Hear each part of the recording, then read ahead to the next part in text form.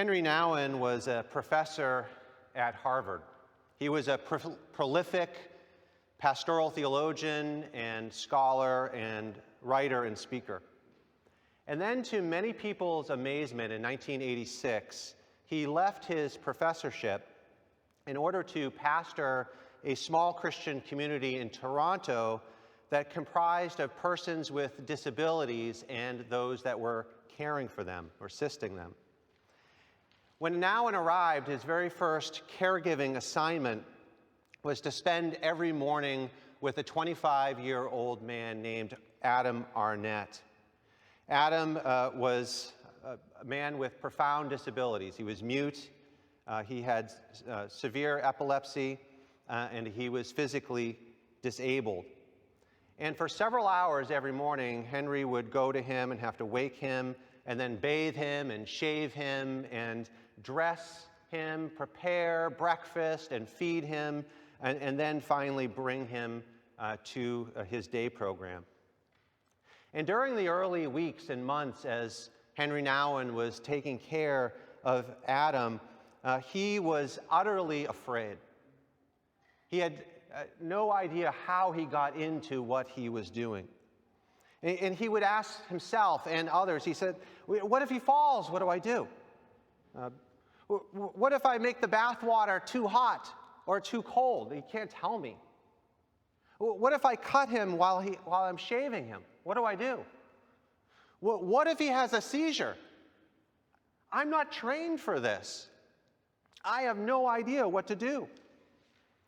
And Henry, during these early weeks and months, kept on thinking to himself, why on earth did I leave Harvard? Why, God, have you asked me to do this? What was I thinking when I said yes? And why has this community asked me, the least trained and the least capable, to take care of this man who within our community has the greatest amount of burdens?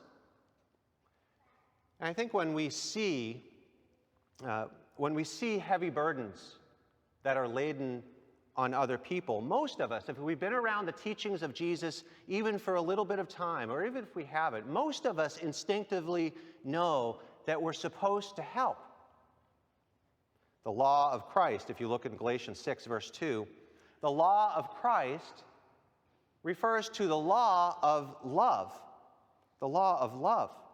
Just as Jesus taught in John 13:34, a new commandment or a new law I give to you, that you love one another, just as I have loved you, you also are to love one another. So the problem being addressed in Galatians chapter 6 and verses 1 through 5 is not if we should bear one another's burdens. Most of us already know that that's in fact surely the case. The problem that the Apostle Paul is addressing in this passage is not if, but how. How do we bear one another's burdens? When Paul refers to burdens, I think it's important to understand, and I think this is an interpretive key to these verses. There's actually, burdens has two subcategories that Paul has in mind. In verse 1, the burdens that Paul is referencing is those who are caught in a transgression, a sin, in which they have volitionally given themselves over to a sin, and Paul calls it a burden. But then in verse 2, he seems to be using a broader understanding of burden, in which it's an involuntary affliction, in which the person has fallen. It's an oppressive weight that has fallen on them.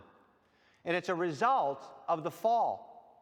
And that's why Paul can refer to both as burdens, because as a resulting of the fall, we have transgressions, and as a resulting of the fall, we also have severe afflictions, such as Adam's physical disability.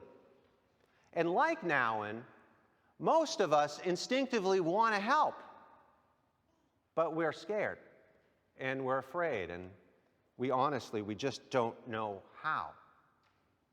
And so Paul is, in this passage, I suggest to you, is offering several considerations on how we can bear one another's burdens. And I'd point out three for us to consider tonight. So how do you bear one another's burdens? Well, first, you must keep watch. You must keep watch. Look at verse 1. Brothers, if anyone is caught in any transgression, you who are spiritual should restore him in a spirit of gentleness. And then he says, keep watch on yourself, lest you too be tempted. And the reason why Paul is saying this is because when we're helping someone bear a burden, the one who is helping is going to come under temptation. And what is the temptation? Well, verse 1, he says, keep watch on yourself. In verse 3, he warns us, for if anyone thinks he is something when he is nothing, he deceives himself. In verse 4, he says, let each one test his own work, and then his reason to boast will be in himself alone and not in his neighbor. So Paul is giving this warning that if you're coming alongside and helping someone bear their burden, you're going to be tempted. Well, how? How will you be tempted? Well, let's think about this for a moment. If you come along someone who has been caught in a transgression, one of the key temptations that many of us will experience or feel is the temptation to judge. And that's because it's likely our judgment of that person's falling into transgression is because we covertly struggle with the very same issue. In fact, Paul says in Romans chapter 2, verse 1, for in passing judgment on another, you condemn yourself, because you, the judge, practice the very same things.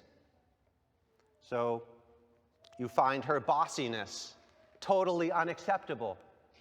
But that's because you're just a little bit bossy, and her bossiness is rubbing against your bossiness. You find his manipulative tactics intolerable. But that's because it's exposing and making you have to look at your own ways of manipulating. And you're judging the other, but it's really something that's going on inside of you. Or let's consider when you're coming along someone and helping bear their burdens under a physical or some type of life affliction. The temptation in this case is often to pride. Pride and taking advantage of the person in their weakness and trying to receive some personal advantage. Oftentimes when you come alongside someone who's in a physical affliction, what do people say to you? Oh, that's so amazing that you're doing that. Oh, you're really, whether they say it exactly like this is what they mean. You're so special. I'm amazed. I wish I were like you. I wish I could do what you were doing. And we hear this, and it tends to puff us up. And it can tend to motivate us in such a way that we begin to do those good things and bearing the other person's burdens, not out of pure love for that person, but because of the people coming around us, lifting us up and puffing us up. Or we begin to fall into the indulgence of the power dynamics that exist between the one who is helping, who is in strength, coming alongside the one who is in their weakness. And you begin to take advantage of their weakness. You will never say it out loud, most likely, but you think it in your heart. You think to yourself, I'm doing all this for you. You owe this to me. But that's pride. It's pride to take advantage of the person in their weakness. And it's certainly pride to do it out of the motivation to get esteem from other people. Paul warns us in Romans 15, verse 1. He says, we who are strong have an obligation to bear with the failings of the weak and not to please ourselves. So when bearing the burdens of the weak, the strong must vigilantly keep watch. Keep watch on yourself. Watch yourself. Well, how do you keep watch? Paul doesn't tell us. But many others have come along and given advice and counsel on what it means to keep watch. One of those from the 15th century, if you've been in the LDI groups, you know you've been receiving some of the devotionals is from Thomas à Kempis in his Imitation of Christ. And there he's speaking from another time, in another age, in another culture.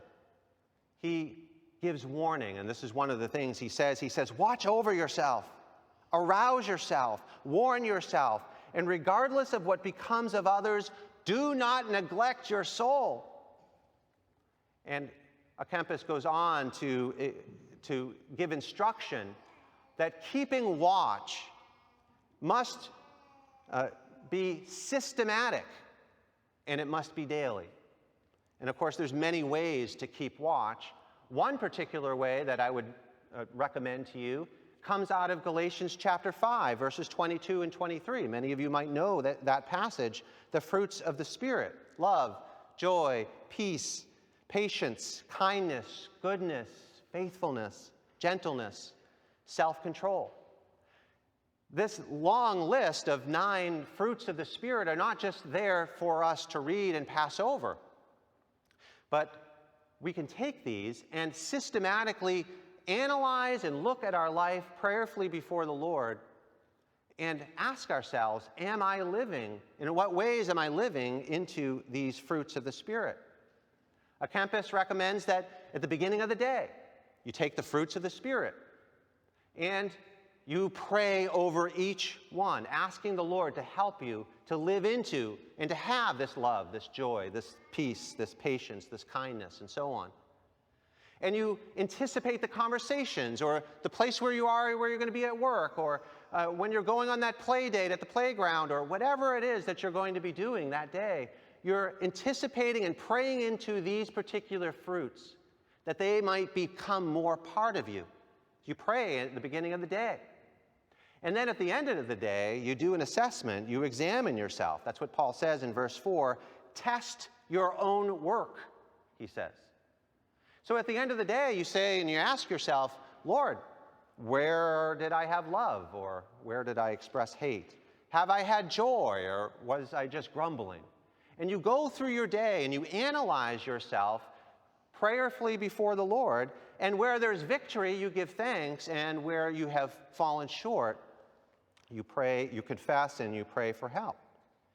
When you see the good victory, you know it's not you, and so you do what Paul says in verse 4. His reason to boast, when you see the victory that the Spirit has given you in this particular Sunday, at the end of the day, his reason to boast will be in himself alone.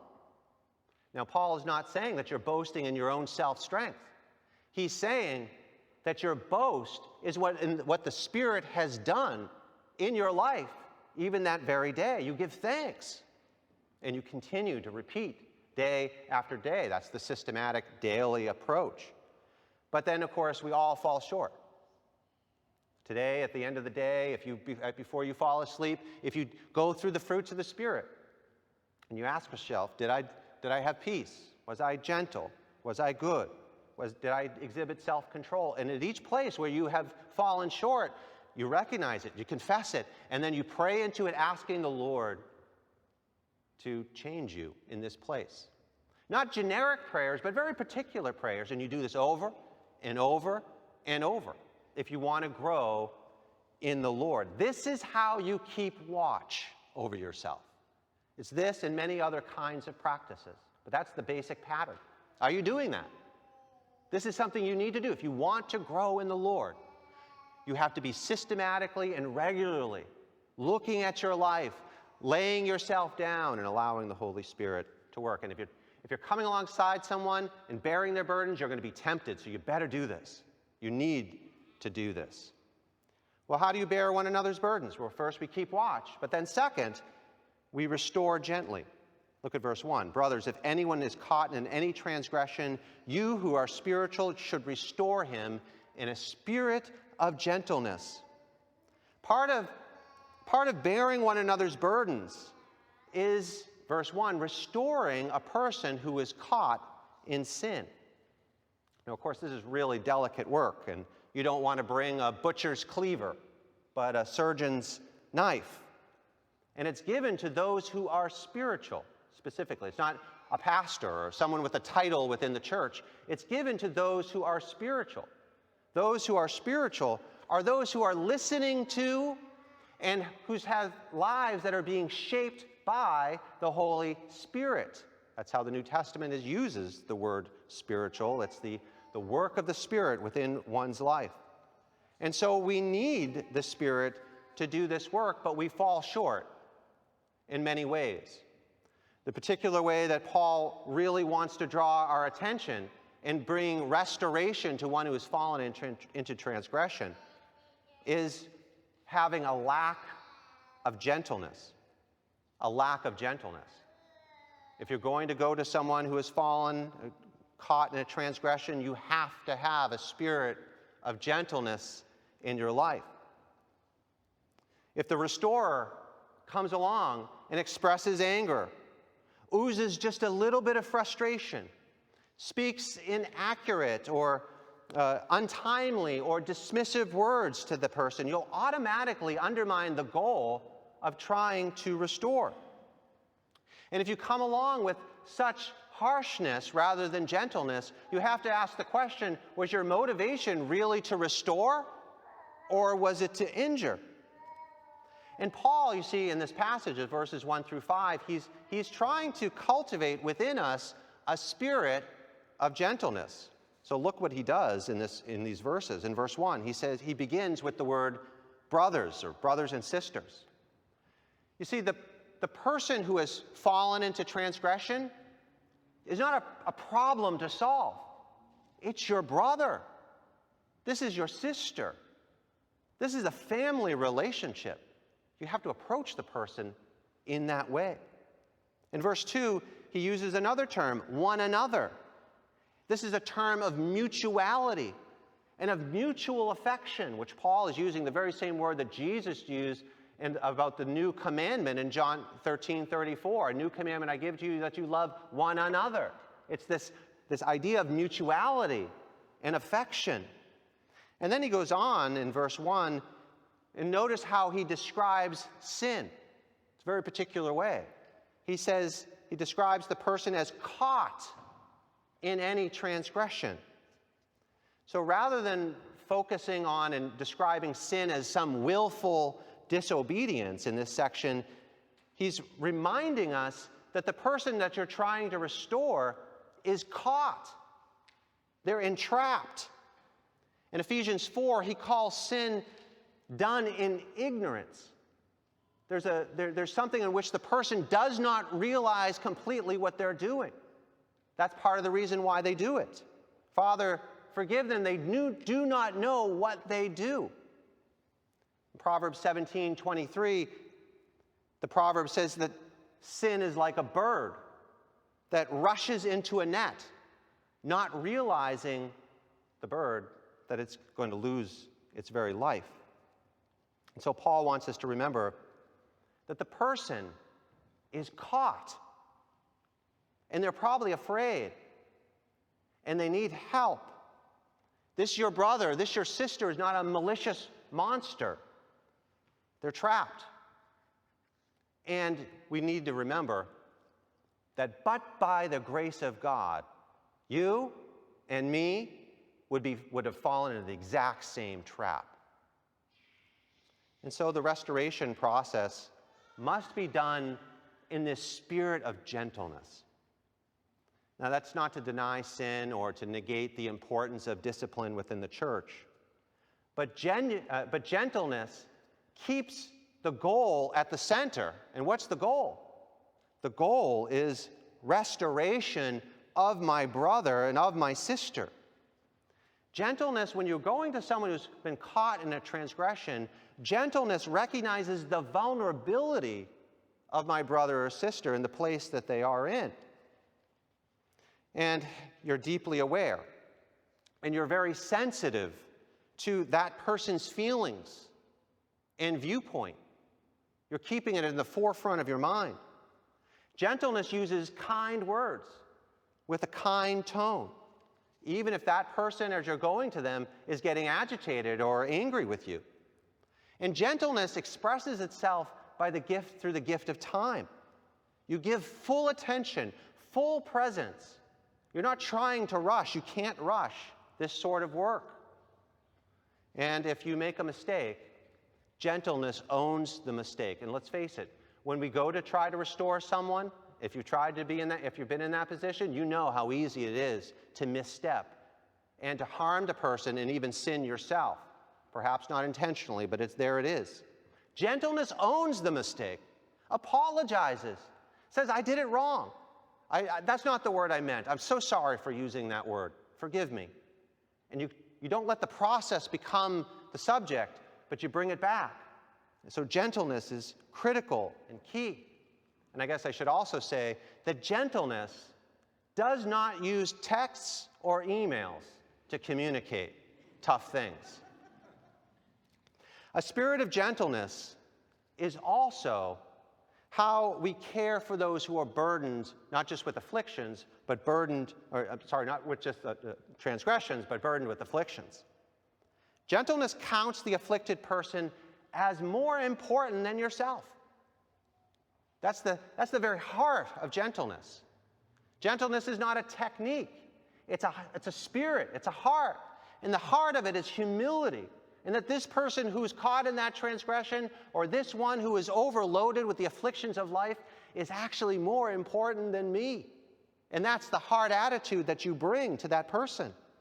And not only that, but gentleness sees the tender gift that's present within this person in front of you who is deeply afflicted, including those with physical and mental disabilities. The spirit of gentleness is the work of the Spirit. It's not technique. It's received by grace. And so you have to pray for it. You have to ask the Lord to do such a work in you. And I would have to, as I look at my own life, I would say that I really need prayer and appreciate your prayer that my spirit would become more gentle. I know as I look at myself, I'm too direct, and I'm too abrasive.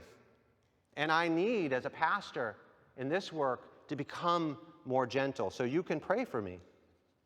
But I imagine that I'm not the only one. And that you too need to pray for this gift of the fruit of the Spirit to grow in your life. Well, how do you bear one another's burdens? First, we have to keep watch over ourselves because you're going to be tempted. So you better do the work as you go alongside someone who has a big burden.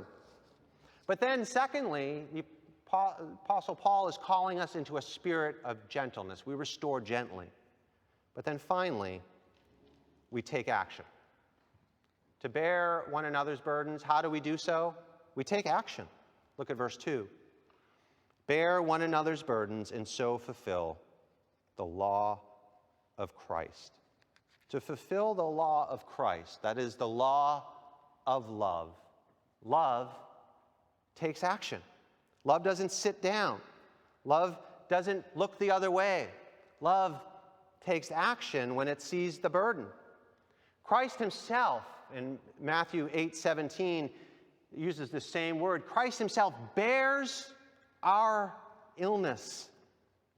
And he does it by taking action on the cross, the spiritual illness. He bears it upon himself in order to give us his own health. And of course, he calls each one of us to, again, in faith, to look at Christ, to call upon him as our sin bearer. He has borne your sin upon the cross, and he wants to give you health. Have you done that? Have you given him your faith, given him your life as Lord and as Savior? Christ alone is the sin bearer. Christ alone is the one and only who can bear sin. Nevertheless, each one of us, though we can't bear sin, we surely can bear at least some of the consequences of the sins that have fallen upon those around us. There are many examples. I'll just give two.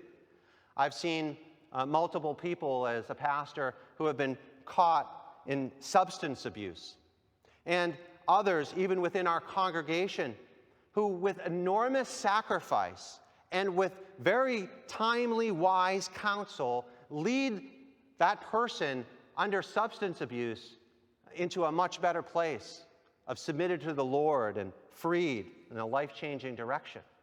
That person's sacrifice was bearing some of that transgression, bringing freedom upon those dealing with that struggle. I've known multiple people within our congregation weighed down in credit card debt, accumulated not at least entirely based on innocent decisions. And I've watched others come alongside those who are under this heavy load that causes a lot of anxiety and without the means to get out, and to come along and provide the financial counsel needed. And in a few instances, even helping pay down or removing the debt completely. So wonderful examples. And there are many others. Because bearing one another's burdens requires that you take action. You do something. If a bird is caught in a net, you don't point the perils of the net. You lift it up and you free the bird. You act. Taking action either in regards to one caught in a transgression or one under the afflictions of life, under these burdens, is a responsibility that falls not upon a few, but upon every member of the community. Because we're all called to grow in the Spirit, to become increasingly spiritual. And we're even so also all called to bear one another's burdens, to act. I think Paul makes this point in what looks like a contradiction in our passage. If you look at verse 2, he says, bear one another's burdens. But then in verse 5, he says, each will have to bear his own load. Well, which one is it? Do you have the responsibility to carry the other person's burdens, or are you supposed to carry your own? Well, perhaps a simple illustration will help us unpack what is not really a contradiction. Imagine people who have to go on a long journey and perhaps up a high mountain. And each person has been given a backpack that they have to carry along the journey. One person is given 50 pounds to carry in their pack, but that person actually has strength to carry 60 pounds. And then there's another person who has only 25 pounds in their backpack, but they've actually been given great strength, and if they had 100 pounds in their pack, they could easily do it. And then there's another person who has 90 pounds in their pack, the most out of all of them, and yet they only have strength to carry 5 pounds. Well, how does it all work? Well, I know you probably couldn't keep track of all the numbers as I just laid them out, but if you write down the numbers, you'll see that in the illustration, there's enough community strength that's been distributed to all to carry all the burdens, and so that everyone will reach the journey's end. But not only that, in verse 5, to bear your own load, Paul is referring to the responsibility to carry the weight proportional not to the burden. You're responsible to carry the weight according to the strength that has been given to you. So what does that mean? It means that some of you right now are holding a burden, a very heavy burden, that God has given you, but not with the intention that you have to carry it. He's given you this challenge, this affliction, but he wants you to humbly allow others, with your transparency and with your requests, to come alongside you and to help you carry it. Because it's not your burden to bear. There's someone around you who perhaps doesn't even know that you have it, who has been tasked with this responsibility to help, and you have to let them. But it also means that there are some here that have been given the responsibility because you have extraordinary capacities and resources and strengths. And God did not give it to you for you to use just for yourself. In His grace, there's plenty for you. But it's actually intended for you to use on behalf of the others who need your help and to take action. But then what about the person in this illustration who has been given the greatest burden but the least amount of strength? How do they fulfill verse 2, bearing one another's burdens? Is Paul leaving them out? Well, I think actually the answer is in verse 3. Paul implies that answer when he says that we're easily deceived. Who we think is something is likely nothing. And the ones who we count as nothing, they might be the most powerful of all. That's what Henry Nouwen discovered in his relationship with Adam Arnett. Henry was a professional speaker. Adam could not speak a word. Henry was a doer. Adam could not walk, he could not bathe, he could not dress, he could not feed himself. Henry had a vivacious personality and a wonderful smile. Adam dealt with daily exhausting seizures, one of which led him to fall and for his 2 front teeth to be pushed up into his gums, and they had to be removed. Adam didn't have a vivacious smile. But during the years where Henry Nouwen was caring for Adam, Henry discovered that he was not carrying Adam's burdens, but that all along Adam had been carrying his. Nouwen writes, while at first it seemed quite obvious who was handicapped and who was not, living together day in and day out made the boundaries far less clear. You see, Henry, as he spent time with Adam day in and day out, he began to see how impatient and demanding and ambitious and how full of anxieties he really was. By contrast, everyone who knew Adam, and there had been hundreds of people who lived with Adam and helped take care of him during the 10 years that he lived in that community. Everyone who knew him said Adam was long-suffering and gentle and humble, and who had a life that was full of peace. Yeah, of course, Nouwen did come along, and he helped Adam bear some of his physical burdens. But it was Adam who helped carry Henry Nouwen to find and to discover the love of God that he had been searching for, and part of the reason why he left his position and was in search to discover God's wonderful love for him.